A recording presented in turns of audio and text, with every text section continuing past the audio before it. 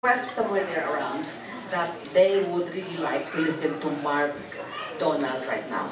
So if you are ready, may I introduce him. Mark Donald is not new to us. He has been our speaker 1.5 years ago, and it was a well-attended, well-thought-about topic that he did. The topic was defamation, and he is continuing that topic today. I prepared my introduction, but when you hear him, it's just like introducing himself.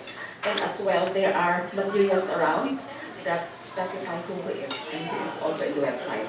Ladies and gentlemen, fellow members of the Philippine Press Club of Ontario, may I present Mark Donald. Mark! Welcome back, welcome back. Thank you. Good afternoon, everyone. Thank you, Madam President. I just wanted to say it's very good to be back here. I enjoyed my first attendance at the PPCO, so it's absolutely fantastic to be back.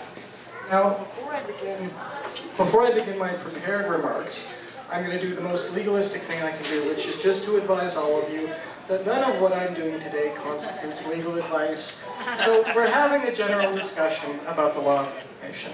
So, do you mind if I just read this?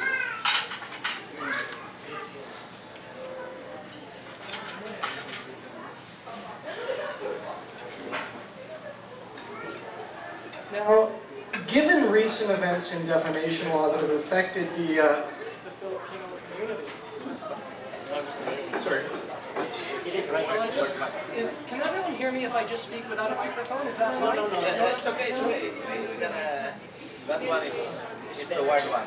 Let's try that one first. Okay, let's go with this one. So, in light of recent defamation decisions that have just come down, I thought what I would do is take the time today to really go back to the bare basics of what it means to apply proper journalistic standards, because I feel like that's the question that's on everyone's lips at the present moment.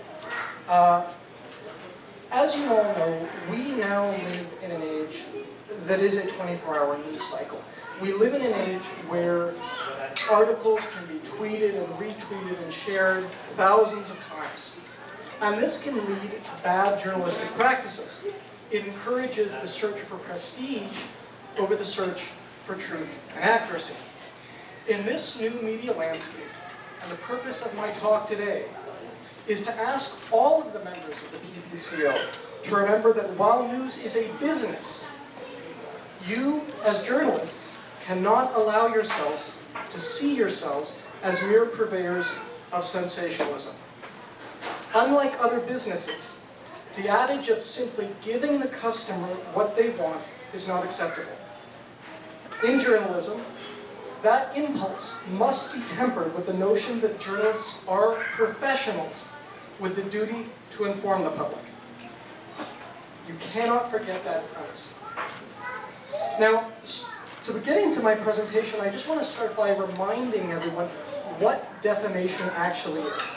In order to prove defamation at law before a court, you have to prove 3 separate elements. Number 1, that the defendant's statements or writings were published or given to a third party. Number 2, those statements have to refer to the plaintiff, and that can be indirectly, directly, through innuendo. And thirdly, those statements must damage the plaintiff's reputation in the eyes of the reasonable person. Now, as you can probably understand, this is not a very hard test to satisfy. If I were to call John Smith down the road a thief, that's arguably defamatory. If I was to explain it at this meeting simply because I published it to a third party, and calling anyone a thief would obviously lower the plaintiff's reputation in the eyes of the community. However, that's not the end of the story in defamation law. Most times, if a defamation case comes to court action, the question is whether or not the journalist's conduct in that regard was defensible, was privy to some of the defenses to defamation. In some, the question that needs to be asked is, okay, so the conduct or the content was defamatory, but in making that statement, was the journalist's conduct in writing that article responsible? Responsibility is the key. And that's what I'm going to discuss today. Now, just to give you an idea of who can be liable for defamation. It can be the author of the article. It can be the newspaper itself or the corporation. It can be the editor of the newspaper, the publisher, which is usually an umbrella corporation, and anyone else who is intimately involved with the decision to publicize the impugned statement. So what are the key considerations for journalists when they decided to write about sensitive topics? The first question is always going to be this: am I writing a news story or an opinion piece? Because each type of article has a different consideration. If your article is being presented as a pure news piece, if it's being presented as fact, ask yourself the following: are my sources for the story corroborated? Who are my sources? Are they merely sources who have an axe to grind? Or are they people who are reputable, who I can stand behind in terms of their impartiality? How many sources do I have? The usual journalistic practice for large newspapers is to try and corroborate with as many sources as you can. Generally speaking, one is not enough.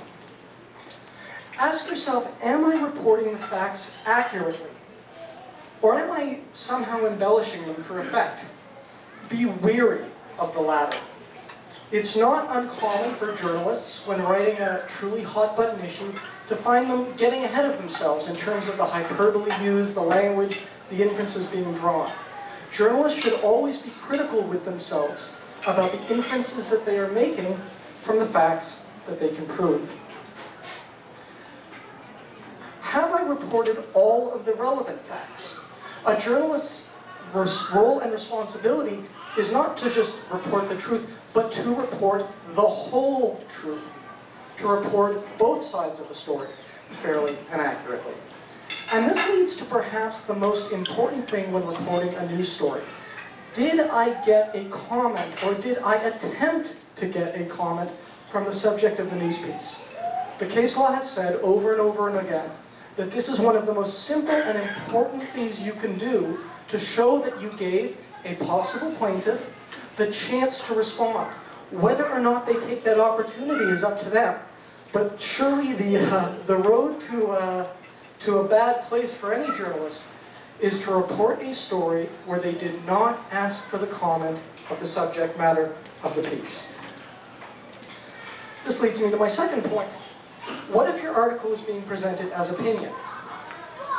Ask yourself the following: does the tone of the article make clear that I'm presenting this as an opinion and not as a fact? In journalism, we don't hold journalists to a standard of perfection. You don't have to be 100% right, but again, you have to show responsibility. And part of that responsibility is saying, I have a stated fact, I have an opinion based on that fact. But what I'm telling you in this particular article is not that what I am reporting is absolutely 100% fact. You need to make that distinction clear.